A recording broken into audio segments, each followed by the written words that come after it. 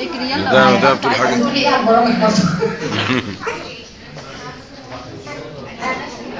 أنا بسمع رسالة. أنا بسمع رسالة.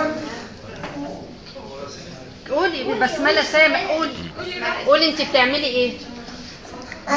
أنا مرة حرقت الحمام بالنار، رحت شافت فيلم الكرتون حرقت الحمام وحرقت الأوضة عشان بتقلد فيلم الكرتون من ضمن كده. فجايه بتقول انا عملت كده، بحب اشوف سبونج بوب بتعملي ايه؟ بقلده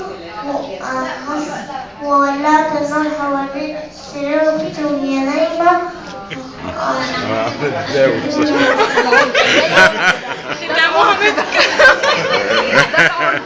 شفتي برامج الأطفال؟ شفتي أفلام الكرتون؟ دكتورة شهيرة هو ده الكرتون. ده الكرتون. حرقت لي الشقة انا لازم مرتين. اختم لان الوقت خلاص انتهى. معلش بعتذر لكل حضراتكم كلكم والله، شخص والله. دي مشكلة التقليد في الحاجات اللي هي كل ما يأتينا من الغرب يعني، واحنا اشتغلنا في ده واشتغلنا في ده.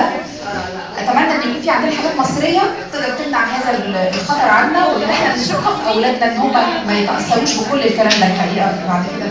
بشكركم جدا، معلش انا اسفه جدا، انا مضطره اختم. بشكركم جدا، عارف لو خلينا ان شاء الله كل الاراء نقولها باذن الله. بشكركم جدا، الف شكر الف شكر.